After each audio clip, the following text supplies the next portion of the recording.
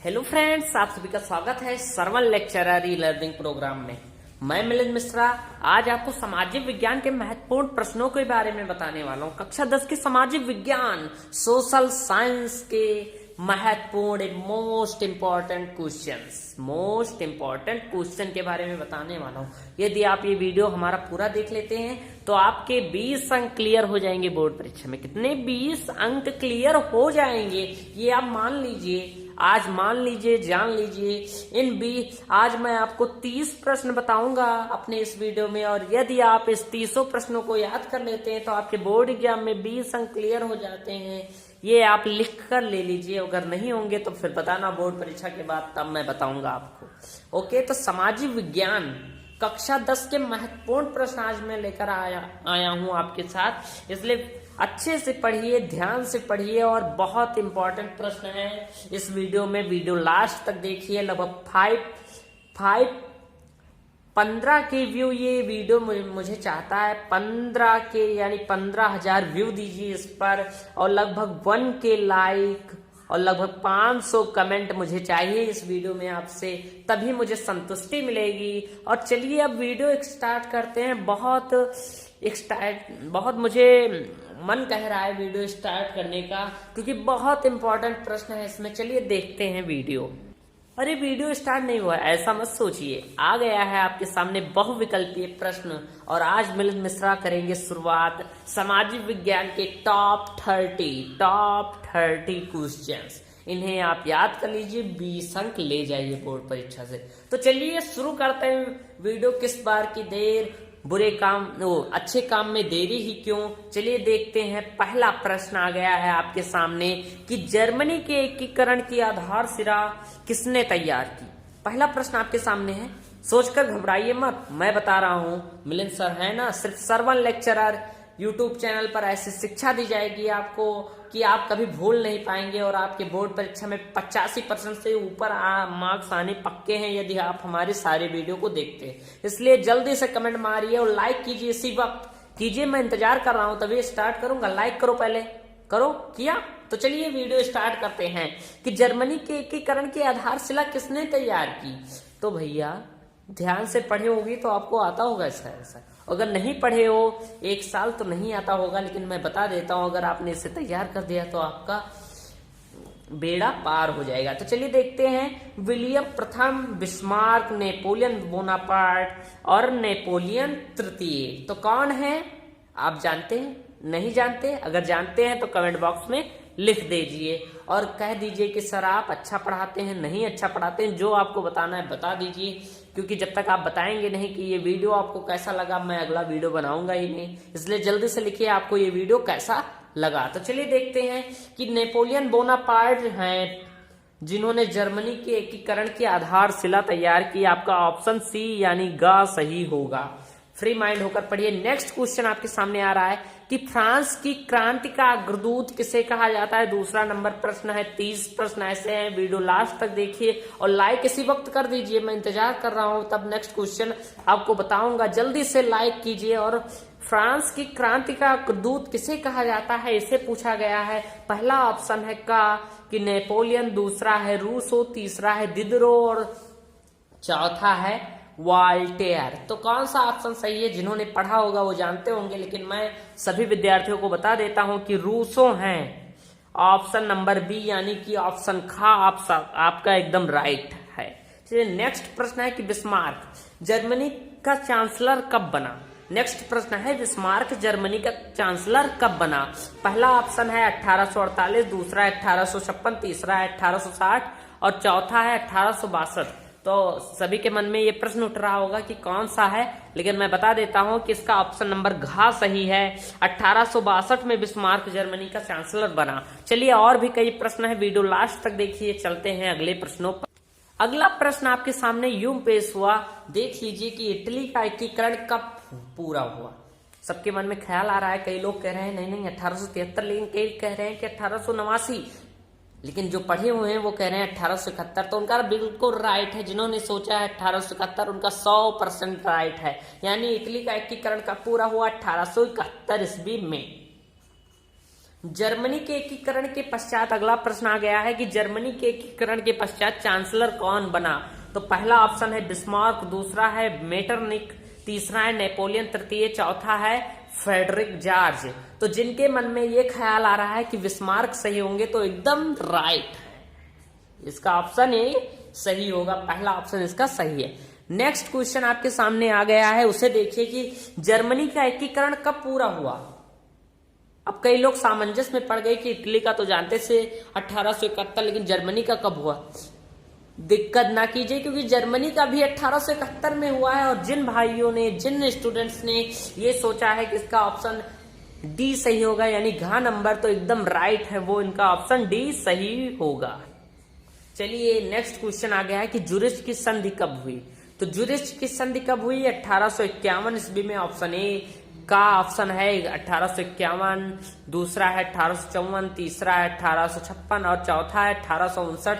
तो इसका ऑप्शन घ सही होगा, 1859 ईस्वी में। और चलिए और भी कई इंपॉर्टेंट प्रश्न है, लेकिन एक बात फिर कहना चाहूंगा, जो लोग अभी नए चैनल पर आए हैं वो चैनल को जाकर सब्सक्राइब कर दें और बेल आइकन दबा दें, क्योंकि हमारे वीडियो सबसे पहले आप पर पहुंचे, सबसे पहले आप पर। और आप जिन लोग अभी वीडियो स्टार्ट करना शुरू किए हैं वो जाए लाइक कर दे, तुरंत लाइक करें नीचे और कमेंट बॉक्स में लिखें आपको वीडियो कैसा लगा। चलिए नेक्स्ट प्रश्न पर चलते हैं। 9 नंबर प्रश्न अभी आप पहुंचे हैं और 30 प्रश्न हैं। आराम से देखिए, वीडियो लगभग अच्छा जाएगा आपके लिए। और आप अगर इसे तैयार कर देंगे तो बोर्ड परीक्षा में आपके लगभग 20 अंक क्लियर हो जाएंगे। बार बार मैं आपको बता रहा हूं, सबसे अच्छा वीडियो ये होना चाहिए। आप इस पर व्यू को कीजिए, कमेंट कीजिए, लाइक कीजिए, जिससे मुझे पता चले कि आप लोग मुझे पसंद कर रहे हैं या नहीं। कि वियना की संधि कब हुई? ऑप्शन नंबर 9 पूछा गया है कि वियना की संधि कब हुई, क्वेश्चन है। तो ऑप्शन ए है 1805 में, बी है 1810 में, सी है 1815 ईस्वी में और डी है यानी कि घ नंबर ऑप्शन है 1819 ईस्वी में। तो इसका ऑप्शन सी सही होगा, एकदम राइट। और जिन लोगों ने ये सोचा उनका राइट है। चलिए नेक्स्ट है कि जलियांवाला बाग की घटना कब हुई? 1919 ईस्वी में, 1920 ईस्वी में, 1925 ईस्वी में, 1948 ईस्वी में। तो जिन लोगों ने 1948 ईस्वी सोचा है उनका 100% गलत है, लेकिन जिन लोगों ने 1919 ईस्वी में सोचा है उनका 100% राइट है। चलिए नेक्स्ट प्रश्न है कि गांधी जी ने साबरमती आश्रम की स्थापना कब की थी?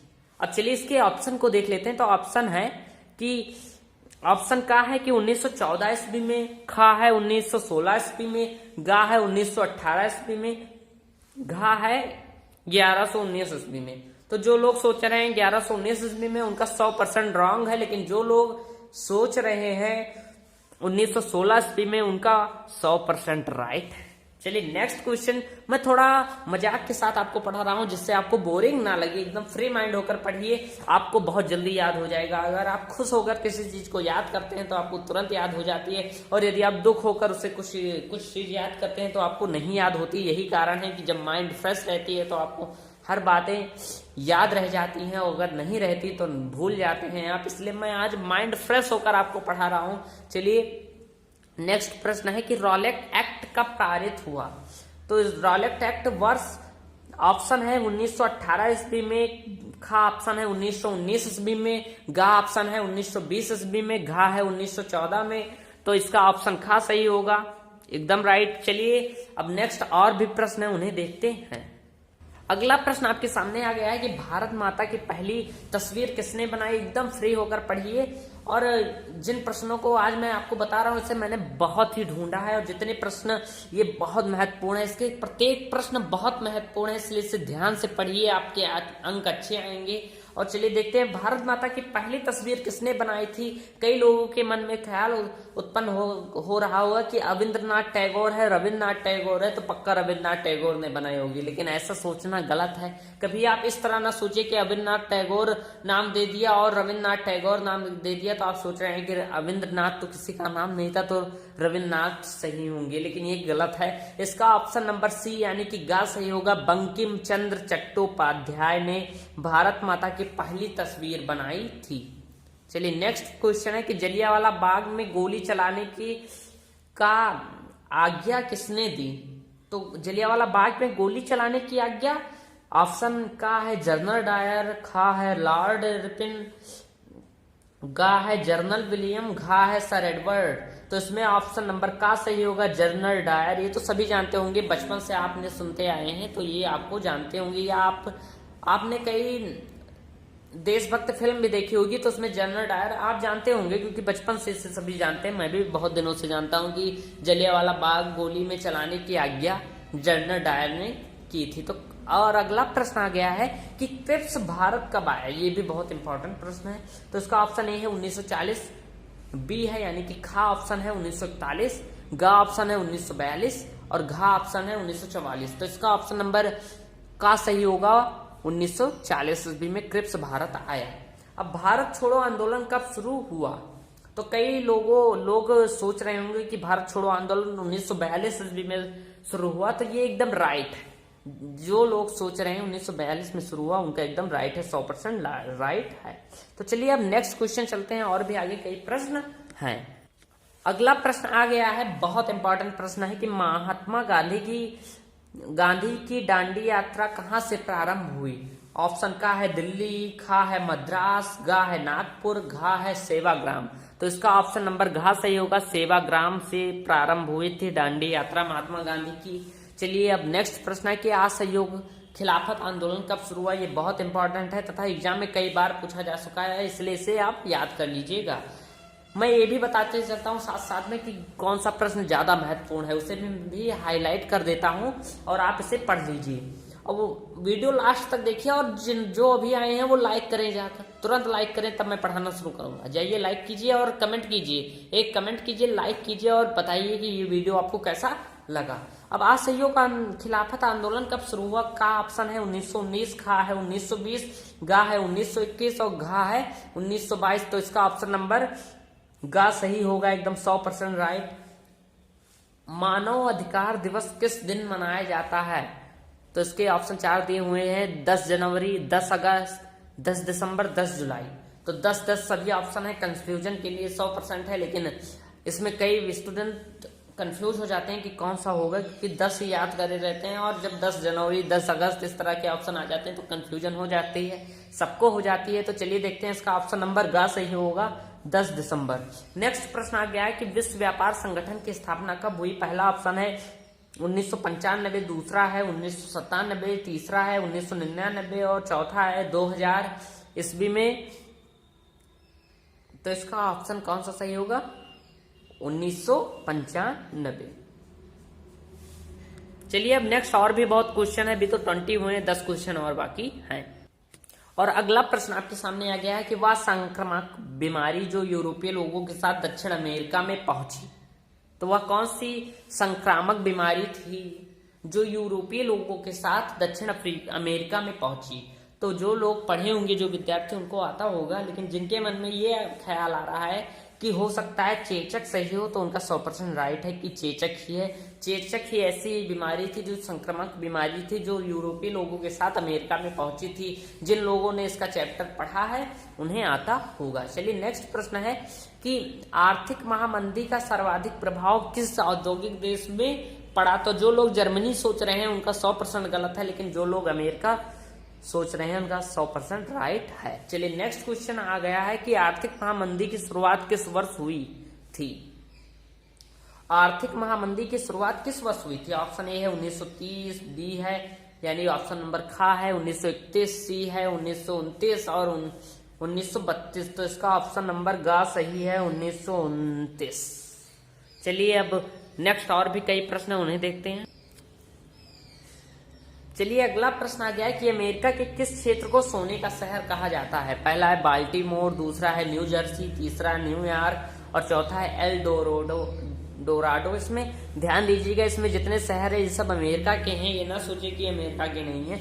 बाल्टीमोर भी अमेरिका का एक शहर है, न्यू जर्सी भी अमेरिका का है और न्यूयॉर्क भी अमेरिका है और एल डोराडो भी अमेरिका का है, लेकिन इसमें सोने का शहर कहा जाता है एल डोराडो। चलिए अब नेक्स्ट प्रश्न पर चलते हैं कि भूक्षरण है। तो भूक्षरण क्या है। भूमि का अनुपजाऊ होना, भूमि का दलदलीय होना, भूमि का उपजाऊ होना, इनमें से कोई नहीं। तो इसमें भूमि का अनुपजाऊ होना ही है इसका ऑप्शन नंबर 1 सही। चलिए अगला प्रश्न है कि पूर्वी तट के डेल्टाओं पर पाई जाने वाली मृदा होती है? तो वो होती है जलोढ़ मृदा, और जो लोग ये सोच रहे हैं एकदम राइट है। चलिए और भी कई प्रश्न, 4 प्रश्न और बचे हैं, उन्हें देख लीजिए, लास्ट के बहुत इंपॉर्टेंट है, वीडियो लास्ट तक देखिए। चलिए नेक्स्ट प्रश्न आ गया है कि चीता को भारत में कब लुप्त प्राय घोषित किया गया था? तो चीता को भारत में कब लुप्त प्राय घोषित किया गया था? ऑप्शन है पहला 1952, दूसरा है 1964, तीसरा है 1972, चौथा है 1952। तो इसमें एक ऑप्शन सही है, जो 2 जगह आ गए हैं गलती से, यहाँ 1953 होना चाहिए, और इसका ऑप्शन नंबर कौन सा सही है? जो लोग सोच रहे हैं 1953 सही होगा वो गलत है, लेकिन 1952 इसका एकदम 100% राइट होगा। एक ही आंसर 2 बार लिख गया था, इसके लिए मुझे क्षमा करिए। यदि मेरे वीडियो में कोई गलती भी हो जाती है तो उसके लिए मुझे क्षमा कीजिएगा। चलिए नेक्स्ट क्वेश्चन देखते हैं कि निम्न में से कौन सुभेद्य प्रजाति? तो इसमें गंगा नदी की जो डॉल्फिन है वो एक सुभेद्य प्रजाति है। चलिए नेक्स्ट प्रश्न है कि भारत सरकार ने बाघ परियोजना कब शुरू किया? तो बाघ परियोजना ऑप्शन ए है 1971, बी है 1972, सी है 1973 और डी है 1905। तो ऑप्शन नंबर सी यानी कि ऑप्शन नंबर ग आपका सही होगा। चलिए अगला प्रश्न है जो कि लास्ट प्रश्न है, बहुत इंपॉर्टेंट है कि देश के कुल विद्युत उत्पादन में जल विद्युत का वो योगदान कितना है? ये जितने क्वेश्चन मैंने आपको बताए हैं ये कक्षा 10 के यूपी बोर्ड परीक्षा के लिए बहुत इंपॉर्टेंट है। उन्हें अलग के भी विद्यार्थी देख सकते हैं, जो यूपीएससी या किसी की तैयारी कर रहे हैं वो भी देख सकते हैं, क्योंकि उसमें इस तरह के प्रश्न पूछे जाते हैं। तो देखिए देश के कुल विद्युत उत्पादन में जल विद्युत का योगदान कितना है? तो जल विद्युत का योगदान बताएं कितना है? 22% है, 22% है। चलिए आज मैंने आपको 30 महत्वपूर्ण प्रश्नों को बताया है, जो कि बोर्ड परीक्षा की दृष्टि से इतना इंपॉर्टेंट है। यदि आप पढ़ लेंगे तो आपके 20 नंबर क्लियर हो जाएंगे। फिर से बता देता हूं, बस इतनी विनती रहेगी कि जिन सभी लोग लाइक कर दें, लगभग 1K लाइक कीजिए, सभी लोग लाइक कीजिए, जितने लोग वीडियो देख रहे हैं सभी मेरे वीडियो को लाइक कीजिए, वीडियो पूरा देखिए और कमेंट बॉक्स में लिखिए ये वीडियो आपको कैसा लगा, अच्छा लगा कि कैसा लगा आप बताइए। और कुछ भी पूछना हो कमेंट बॉक्स में पूछ लीजिए, हम उसके आंसर देंगे अपनी वीडियो के माध्यम से। और आज के लिए इतना ही, बहुत लॉन्ग वीडियो नहीं बना रहा हूं, बस इतना ही, और फिर मिलेंगे अपने नेक्स्ट वीडियो के साथ। तब तक के लिए धन्यवाद।